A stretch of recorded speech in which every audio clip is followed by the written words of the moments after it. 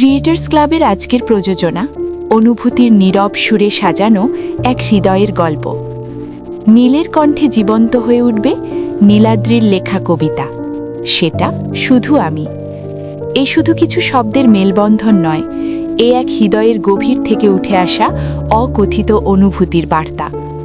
প্রযোজনা বিন্যাসে প্রণতি, প্রযুক্তিগত সহায়তায় সুজাতা। শুনুন, হয়তো এই কথাগুলো কোথাও আপনার নিজের হৃদয়ের সঙ্গেও মিল খুঁজে নেবে।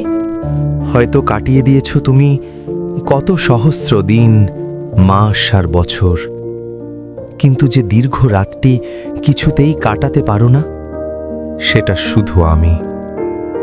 হয়তো মেতেছ আলাপে কত শত মানুষের ভিড়ে বহুবার, কিন্তু যে কথাটি কোনো দিনও ভুলতে পারবে না, সেটাও যে শুধু আমি। সহস্র ভিড়ের মাঝে যখন হঠাৎ নিজেকে বড় একা মনে হবে, তখন পরম মমতায় যে নিবিড় সান্নিধ্যের টান অনুভব করবে, সেটাতেও শুধু আমি।